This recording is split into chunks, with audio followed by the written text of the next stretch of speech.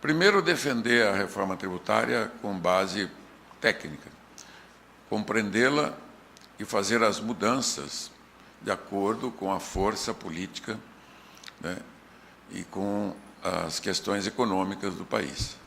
Então, depois de 150 palestras, mais de 300 reuniões técnicas de trabalho em todo o Brasil, foram 23 estados, e desde fevereiro do ano passado, 1 ano e 4 meses apenas, fizemos aí uma rodada intensa, mais de 30, 40 mil pessoas foram atingidas nesses últimos anos, nesse último ano. Então, o ponto central é encontrar um denominador comum de qual é a proposta. Você olha para o mundo, é óbvio que o nosso modelo é completamente anômalo, completamente diferenciado de qualquer outro modelo no mundo. O nosso é um não-sistema, né? É um amontoado de coisas que acabou transformando o nosso sistema no modelo anarco-caótico, né? É um verdadeiro manicômio tributário, um Frankenstein funcional.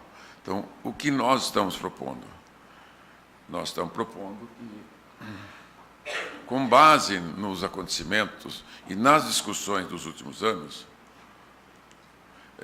o nosso objetivo é pegar o sistema e transformar ele a favor da produção, do emprego, da distribuição de riqueza, porque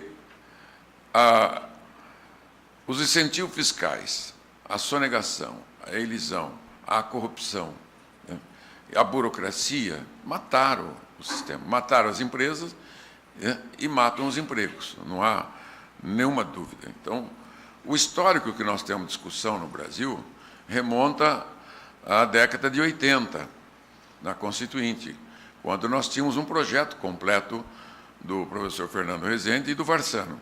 A partir daquele momento, nós fixamos que tínhamos que harmonizar com o sistema tributário americano. Onde que está o erro primário? O erro primário está em 67, quando criamos 3 IVAs. Era para ter um só. Nós criamos um IVA anão, que é o ISS, um gabiru, que é o IPI, e um IVA gigantão, né, um Frankensteinzão, que é o ICMS. A grande questão é que o ICM está há 50 anos com a mesma participação do PIB brasileiro, 7%. E totalmente mal cobrado, com guerra fiscal, com renúncias fiscais, com todos os tipos de deformações, alíquotas por dentro, um paga, outro não paga, né? E daí derivam todos os grandes problemas. As discussões na Câmara e no Senado, elas giraram em torno, primeiro, da ideia do imposto único, né? Encantou uma parte do país, mas não encontrou eco dentro do Congresso e do governo, nem dos estados e municípios. Depois veio isso com o Marco Sintra e o Flávio Rocha. Depois veio o Ponte com o imposto único monofásico, seletividade. Ele calculava que, reajustando em 25% as alíquotas dos seletivos energia, combustível, telecomunicações, cigarro, bebidas, veículos, ele alcançaria um resultado de arrecadação gigantesco. E eu e outros defendíamos o modelo clássico, desde a década de 80. E na década de 80, na Constituinte, eu era secretário da Fazenda do Paraná. O problema é que o governo federal nunca se preocupou com reforma, e nem agora está preocupado. Esse é o problema. Ele está mais preocupado, como todos os governos, em apagar o incêndio na floresta. Arrumar caixa, pagar a folha, pagar os seus compromissos. E ele não consegue abrir os horizontes. Ele não consegue ter o ministro e o secretário da Receita sentado aqui discutindo academicamente, discutindo teses, né? Então, aí é que entra o nosso papel político. Sociedade, vocês, né, organizada, e nós, os homens, agentes políticos que trabalhamos essa matéria. Então, se depender do Executivo, só dele nós não faremos a reforma. Se esperar o aceite do presidente, dos ministros, dos governadores, dos prefeitos, 100%, você não vai ter. Então, o que eu estou propondo, que todas as tentativas dos últimos 30 anos não vingaram. E eu, observando tudo isto, por que que não foi aprovada? Com o Mussa Demes, com o Virgílio Guimarães, com o Sandro Mabel, né? E esta última tentativa. Então, eu estou dando a última arrancada agora, até julho, para ver se o Congresso, o Rodrigo Maia e o Onísio, tomem a iniciativa junto com as entidades. Meu propósito agora, né, que eu estou fazendo isso já o último mês e meio, pegar todas as entidades. Eu estive com o Robson Andrade sexta-feira em Londrina, que ele foi inaugurar um laboratório de inteligência artificial no Senai lá. Falei, você tem que liderar esse processo, que é a entidade maior, junto com todas as entidades, e darmos um chega para lá em todas as outras questões. Então, os líderes da Câmara, a maioria estão favoráveis, os partidos também. Por que que nós não sentamos e fechamos o acordo final? Então, é o que eu estou propondo diante do que está acontecendo aí. Então, eu tenho a facilidade, que eu já fiz a Lei Candir, fiz a lei do Simples, do Super Simples, do MEI, então eu tenho esta condição de respeito perante meus colegas. Eles confiam no que eu estou fazendo, estou propondo. Tanto que a comissão especial me delegou essa tarefa, né, me deu sinal verde para que eu fosse para o Brasil todo. O presidente da República me deu sinal verde. Não, nós vamos fazer. Só que o falar dele e a ação esbarra toda hora. Então, nós temos que agora parar de fazer seminários e debates e concentrar no Congresso e vamos sentar numa sala específica para tributário e começar, né, fechar o acordo nacional. Aí é que vem, né, os problemas. Como superar os problemas todos da regressividade, né? Então, a nossa proposta da regressividade é tirar o imposto de comida e remédio e devolver o imposto no modelo, numa das propostas que tem no Chile e outros países, que o pessoal do Rio Grande do Sul também defende, né? Então, e isso só será possível pela nota eletrônica única nacional.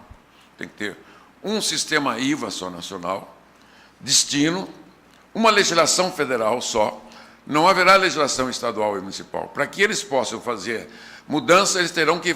A Assembleia Legislativa pode propor ao Congresso. Nós não podemos voltar atrás de um esforço brutal de dar legislação estadual e municipal.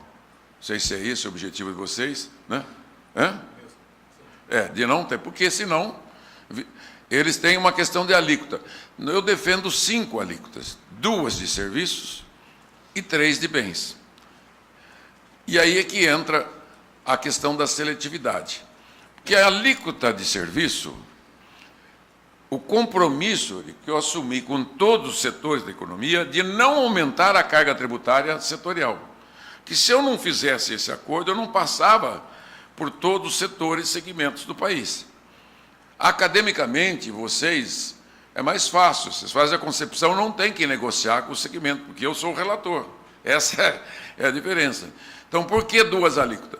Uma derivada do 3,65 PIS/COFINS e 5 de ISS, e outra do 9,25 com 5. E mais o que você eliminar de impostos. Eu pretendo eliminar 9 tributos.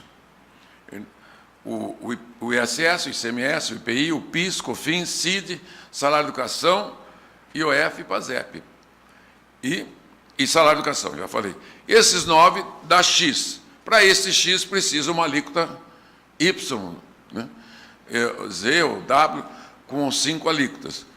Então, outra questão é cobrar por fora.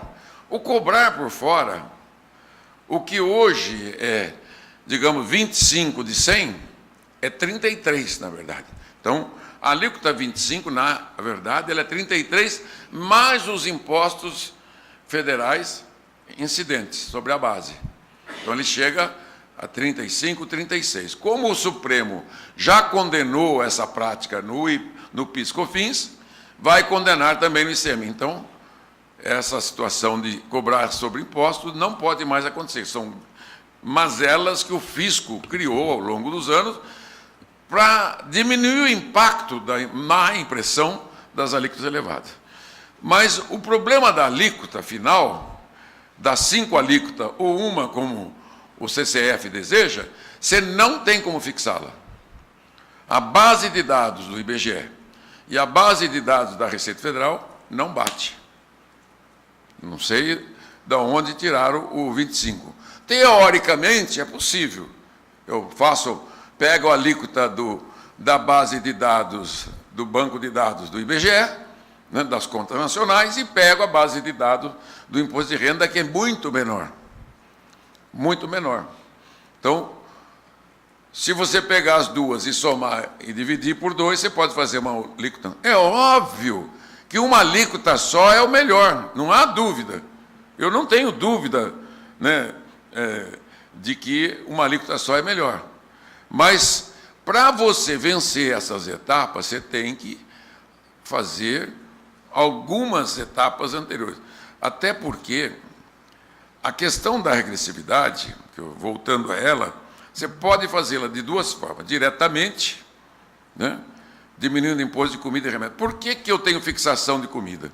Porque grande parte dos créditos micados hoje de ICMS e de PIS/COFINS são de exportação de commodities agrícolas. Então, ao reduzir a alíquota dos alimentos gerais, você vai ter quase nada de sobra de crédito de exportação. E acaba com essa indústria de crédito. E o nosso seletivo evoluiu, sim. Lá atrás, para a entrada do Zé Roberto Afonso, no nosso grupo, já ficou comprometido de que grande parte dele geraria crédito. Então, isso foi uma negociação exaustiva com a CNI. O Paraná tem um aplicativo, que eu já mostrei em algumas palestras, Menor Preço. Esse aplicativo tem 60 milhões de preços que o cidadão, quando ele for no mercado, na farmácia, ele passa o código de barra, ele vai ver o menor ou maior preço em 17 quilômetros de raio. Isso aqui servirá nacionalmente para o cidadão, no Paraná já está servindo o Espírito Santo, e vai servir para o governo fazer compras também, para economizar. Em Amazonas, que foi feito isso já há alguns anos atrás, deu uma economia de 37%. A questão dos preços varia. Ontem eu mostrava para o pessoal lá em Curitiba, numa palestra, uma água mineral de 1 litro de 1,85 chegava até R$ 5,00. Para ter uma ideia, a economia popular, o que gera isso. E isto vai ser possível porque na cobrança, eu agora estou misturando, né? Já que eu comecei a falar, estou misturando um pouco. Na cobrança do IVA, ela vai ser eletrônica. Nós vamos ter que testar 1 ano esse modelo, com uma alíquota de 1%. O débito e crédito e o crédito financeiro para o destino. Então, não dá para implantar em 19, ele vai ser implantado em 2020. Então, o ano de 2019, o modelo Aboab, quem conhece o Miguel Aboab, de Santa Catarina, de Joinville, desenvolveu a cobrança eletrônica, que seria cada empresa, a sua empresa vai ter uma conta bancária linkada ao fisco. E o imposto vai ser cobrado no ato da transação. Esse dinheiro vai D+1, D+2, aí é questão de discutir, vai para o fisco, ou vai, como eu estou bolando o modelo de partilha, através de uma soma de todas as arrecadações líquidas dos últimos anos, o quanto os estados e municípios não quiser, faremos tiraremos um percentual de cada unidade federativa para ser sócio do IVA e do imposto de renda. Aí abre uma discussão secundária com a Receita e com o Guardia, que ele considera que a nossa proposta fecha qualquer possibilidade de expansão tributária, né? E o medo que eles têm permanente de perder receita. É o trauma, né, Fernando, de 88, quando nós, os estados e municípios, eu era lobista dos estados, era secretário da Fazenda do Paraná, do governador Álvaro Dias, Ali nós tiramos 15 pontos do imposto de renda da União, 25 do IPI. E tiramos os 5 impostos seletivos monofásicos da União. Imposto de energia, de combustível, telecomunicações, transporte e minerais. Eles eram monofásicos, vocês pagavam monofasicamente, 88 para trás. Vocês passaram a pagar dentro da base do ICMS e todas as complicações que vocês viram, né, nos últimos 30 anos. Esse ano comemora 30 anos da Constituição de 88. Então, toda essa questão da tributação, ela precisa ser, né, bem negociada ponta a ponta. Nós estamos, assim, trabalhando as restrições todas. Só concluir a parte da cobrança, assim como você tem na tua conta bancária débito, crédito, TED, né, DOC, no final do dia, ou a mesma online, você tem, se está no azul, está no vermelho. Então, eu entendo que esse modelo tem tudo para funcionar, mas tem que testar.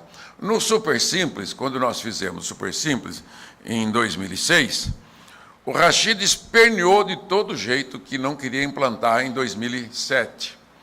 Ele queria para 2008. E nós brigamos, finalmente ficou em julho, iniciaria em julho de 2007, e os programas, o sistema, e finalmente funcionou. O Abu Dhabi tem uma vantagem, ele não vai cobrar nada. Ele tem uma das maiores empresas de tecnologia do Brasil. Ele era dono da Datasul, associou a TOTUS e agora tem a Neogrid, que é uma grande empresa que presta serviço aos supermercados. Então, a regressividade, se você diminuir o imposto de comida e remédio, que o mundo inteiro cobra pouco. Essa é uma outra questão. A comida média no mundo é 7%. No Brasil é 34%. Né? E o remédio no Brasil é 33%. A média no mundo é bem abaixo de 7%. Então, o que fazer? Para que cobrar? Se o SUS é o maior consumidor, a União, Estados e Municípios, e as famílias mais pobres. Então, só que aí tem que ver como é que ficam os laboratórios, essa questão do controle de preço deles, etc., que é uma coisa meio louca, né? Eu que gastava R$700 por mês, agora estou gastando 350 por conta do genérico, dos tais dos descontos, etc. Então, tem muita... Então, a segunda forma que o Eurico e eles estão defendendo também é uma devolução pela nota eletrônica, só a nota eletrônica, e o cadastro de pessoas pobres, que é o cadastro social, vai poder fazer essa devolução de dinheiro mesmo. No caso do remédio e comida, se você zerar, uma família de R$2.000 que gaste R$1.200, você vai devolver para ele R$400. Com esse dinheiro, ele vai comprar um telefone, ele vai fazer uma prestação de R$100, vai comprar chocolate, vai comprar iogurte. Então, esse volume vai entrar na circulação da movimentação da economia brasileira. Você poderá fazer mais, porque aqui está escrito, uma pesquisa da FIP São Paulo, depois do IPEA, que quem ganha 2 salários mínimos paga 53,9% de imposto. 53,9%. Então, é claro, ele não tem espaço. O pouco que ele consome, o Estado, a União e o município levam tudo. Se esse cidadão, nós diminuímos a tributação dele de 53,9% para 15%, 20% ao longo dos anos, nós vamos injetar bilhões e bilhões na economia, e o próprio mercado interno brasileiro vai se encarregar de fazer o PIB crescer a 6%, 7%. Além de estimular a empresa com a diminuição da burocracia, que vai zerar a burocracia dele, porque ele não vai ficar um papel na empresa. Vai diminuir a burocracia. Vai diminuir outra mazela, que é a renúncia fiscal, que é vergonhosa no Brasil. 284 bilhões só a parte federal. Né? 4,19% do PIB. Mais 200 bilhões de renúncia aos estados. E mais 50 bilhões de renúncia dos municípios. Mais de R$500 bilhão por ano de renúncia. É gordura trans. O custo da sonegação, 23 23,2% de sonegação. A PGFN fala em 28, 27. Então, 500 bilhões de sonegação. Ou vocês fizeram esse levantamento do quanto tem de contencioso nos CARFs e na Justiça. Gente, é assustador. 2 trilhões. Né? Fala que o paraíso fiscal fica nas ilhas do Caribe e outras ilhas do mundo. Não, é aqui. O contencioso aqui é de 2 tri, 1/3 do PIB. Não tem cabimento. A dívida ativa, 3 trilhões. O custo da burocracia, segundo o Banco Mundial, 60 bilhões. 3 milhões e 300 mil processos ano só federal. Então, e a Fiesp calcula que no preço final de uma cadeia, de um produto industrial, é 2,6. Então, nós vamos eliminar praticamente 80%, 90% de todas essas mazelas. E isso vai ser economia para a empresa, economia para o consumidor, pode diminuir o custo da empresa, formação de preço relativo de vocês, de todos os produtos, e diminui, consequentemente, no preço final para o consumidor de uma forma geral. Será um preço mais realista. Porque grande parte disso, isso aqui está no preço. Né? Grande parte já está no preço. O que você gasta de contencioso, você está pondo no seu preço. Né? E o consumidor já está pagando toda essa barbaridade. Então, e a burocracia, ela é líquida, ela vai sair já da tua... Né? O que você diminuir de burocracia, uma parte vira lucro, outra parte você melhora o desempenho do teu produto, da tua empresa, da tua logística.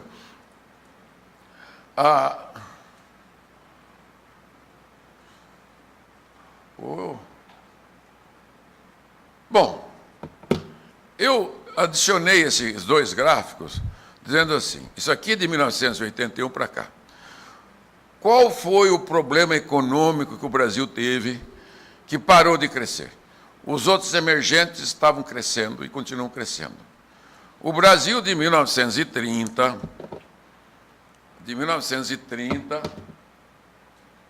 a 1980, cresceu a 6,3%.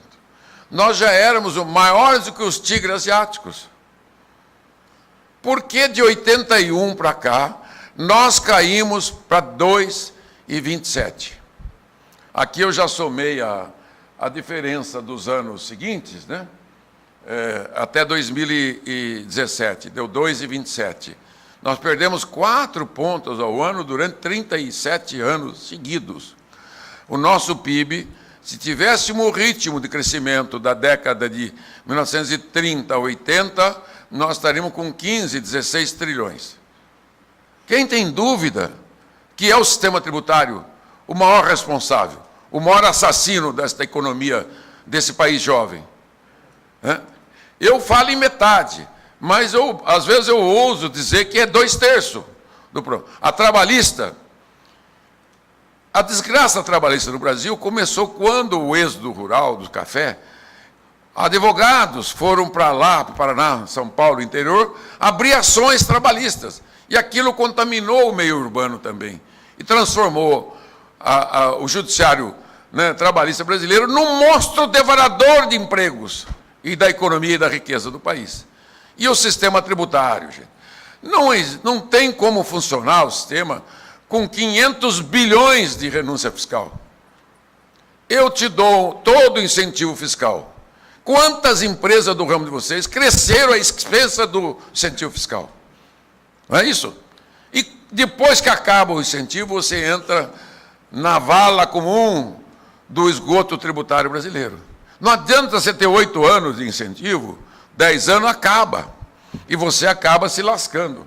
Então, este gráfico mostra que o voo é de galinha. Erraram todos os presidentes da República. O Fernando Henrique, no dia que ele assumiu o governo, ele deu entrevista coletiva. Tinha um radialista de Londrina, o Espinosa. Ele me liga assim, eufórico, dizendo que o presidente Fernando Henrique, na primeira palestra, disse que ia fazer reforma, porque ele tinha os 2 parlamentares que entendiam e iam conduzir o processo, que era o Serra e o Raul. Por que ele não fez a reforma? Porque o secretário da Receita Federal botou medo nele. Falava, time que está ganhando não se mexe, que os estados e municípios vão devorar a receita da União. Se você não passar esse gargalo, essa é a restrição maior. O segundo é o medo daqueles que têm incentivos. Você falou que as grandes empresas já disseram que abrem mão, mas as médias, outras, não abrem mão. A Zona Franca não abre mão. Então eu fui à Zona Franca de Manaus assumir compromisso que eles não vão perder a Zona Franca de Manaus, porque se eu fizer isso, a bancada deles não deixa ninguém fazer reforma tributária. E eu não tenho solução para a transição da questão dos incentivos que o ICM tem dado nesses últimos anos. A parte federal é até mais fácil, né, que você tem. Tem muitos grandes empresários dizendo, o da Volkswagen disse, pare com essas coisas que nós não queremos mais incentivos. Não foi isso que ele disse esse tempo atrás. Então, é o voo da galinha, gente. O milagre brasileiro, e vamos falar uma coisa, as 3 grandes crises de 80 para cá se devem ao crescimento da economia. Quando o Figueiredo, 81, o PIB caiu para menos 4,5%, e no período dele, 81, 2 e 3, o PIB caiu 8,5%, o que aconteceu com a ditadura? Foi embora. Mas nos custou 5 anos. Isso é a desgraça do presidencialismo. Se fosse parlamentarista, com o presidente da República, em 6 meses tínhamos derrubado o governo. Segundo grande problema, elege o primeiro presidente da República pelo voto, o Collor de Mello. 89, ano de eleição, em crise. 90, ele não debelou, nem 91. 7,7% de queda do PIB. Derrubamos, ali eu já estava na Câmara, impeachment do Collor, crise, levamos 3 anos, 2 anos e pouco para derrubar o homem. Terceira crise, maior, só estou falando das maiores, 2,14, 15,16, 8,2% de queda do PIB. E o pior, a crise continua. A previsão esse ano é de 3, já não é mais, é de 2. Então, o que nós estamos perdendo? Porque a média mundial é isso aqui, ó. A média mundial está em 3,2, 3,4. É a parte vermelha embaixo. E o Collor caiu e a Dilma caiu. Caiu pela corrupção? Não, caiu porque derrubou, matou a economia.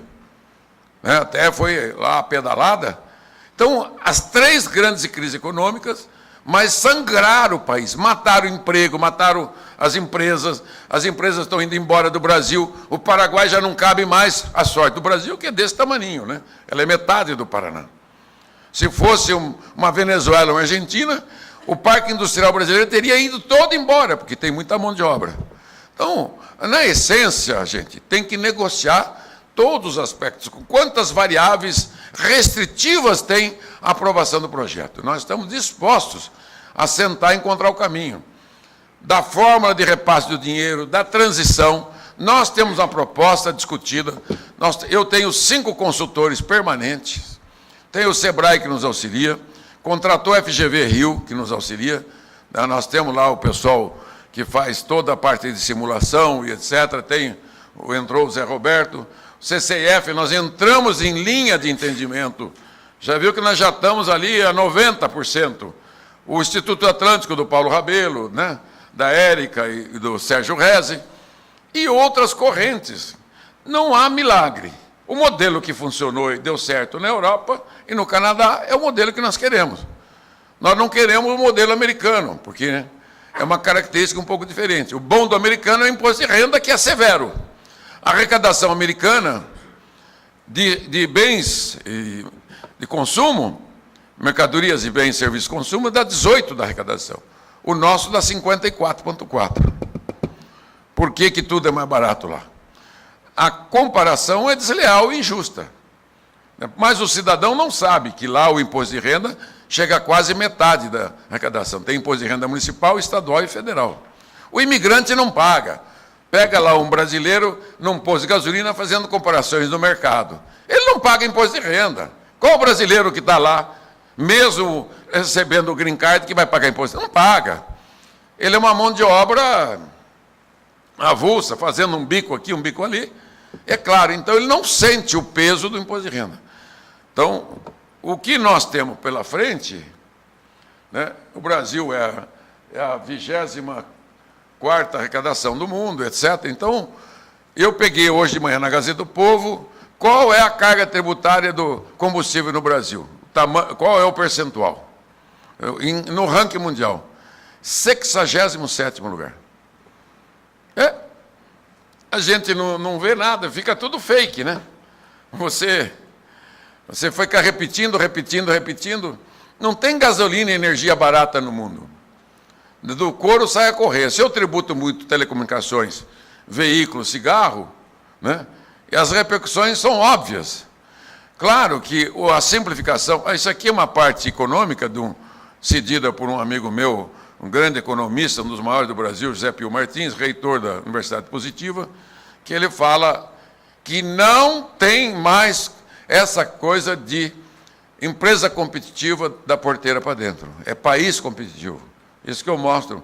O Brasil não é competitivo, não vai crescer, não vai prosperar, não vai acabar com a pobreza, não vai acabar com a violência, se não mudar agora. Por que tem que ser agora? Por quê? É o momento mais fraco do país. A fraqueza do Brasil nos permite fazer a reforma agora. Governadores fracos, né? O que não está lascado na justiça, fraco. Secretários de Fazenda enfraqueceram. O Mauro Ricardo saiu da Fazenda do Paraná, ao Vísceras, né? Porque ele tem um modelo próprio na cabeça dele. O Maurinho também, lá no Ceará, né? Municípios fracos. Está aqui, 4, 5 mil prefeitos hoje em Brasília, de pinico na mão, né? Todo mundo, toda hora governador. O governo federal é o momento mais fraco. Congresso também, vocês também. É a hora de fazer a reforma. Eu digo assim, para que não haja perdas para o governo federal, eu bolei, Eurico, um decreto legislativo da Câmara e do Senado. Está esgotado? Posso falar mais um pouco? Estou com a liberação do presidente. Mais 5 minutos. 5 minutos.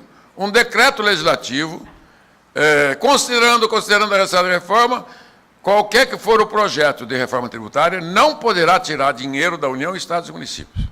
Ok? Então, esse é um ponto central do que a gente tem. Perfis de arrecadação, fica tudo com vocês, isso aí para vocês se divertirem, né? Eu até... Olha lá. Então, a nossa proposta do IVA é o IVA clássico, né? Cobrança a destino, acaba com a guerra fiscal, diminui a corrupção, a sonegação, a elisão, né? Esse aqui é o inferno da base de consumo, né?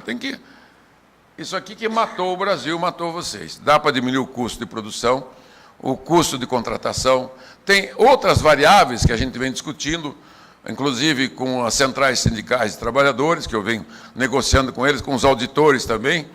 Então, evoluiu muito nos últimos meses a questão da gente fazer toda a reforma, né, para que o Brasil possa ter um texto constitucional. Nós estamos trabalhando as leis infraconstitucionais, é bom fazer um cotejamento da proposta de vocês com a nossa, né, para ver o que a gente pode manter o simples, né, temos compromisso de manter o simples também, desonerar a máquina de equipamento, o ativo fixo, e realoca, desonera e realoca. Então, eu só poderia, acho que, calcular a alíquota depois de funcionar um ano o sistema de cobrança eletrônico, com alíquota reduzida. Não vejo outra fórmula. Porque se você estabelecer uma alíquota de partida, não dá certo. Essa é a minha impressão. Então, porque o seletivo, para completar, é uma decisão. Se quiser pagar a alíquota maior, acabamos com o seletivo também, não tem problema. É uma decisão econômica, né? É só decidir que vai ter uma alíquota maior. A seletividade era para não criar uma agressão muito grande nas alíquotas, só isso. Se enfiar tudo no débito e crédito, não tem problema. De minha parte, não tem problema, mas é que preciso que haja entendimento. Setores de vocês, energia, preferem o monofásico, né? Vários setores, automotivo também, já estive com todos eles. Bebidas também, prefere o monofásico, que acaba com toda a parafernália. Embora tenha uma questão, o dinheiro do imposto, na hora de cobrar a eletrônica, não vai na mão de vocês. Ele vai direto para o fisco. Isso é vocês vão ficar desincumbidos desta obrigação. Então, imagine que numa elisão, né, não vai haver, porque ela é eletrônica. Então, é ganho-ganho. Então, eu vim assim dizer assim, vamos juntos, vamos sentar, CCF, tem diferença, mas não são grandes, não são nenhuma barreira, né, Fernando? Tem alguma barreira que a gente senta e faça um acordo final, ué. Eu sou gerente do processo, não tem nenhuma ideia nova, nem minha nem deles. O modelo já existe há 50 anos na Europa, né, e no Canadá também. Só estamos adaptando as características tupiniquim brasileira, tá? Então, eu falo sempre que o meu filho chamou atenção, foco, pai, foco, força e fé em Deus, que vai dar tudo certo, que Deus abençoe.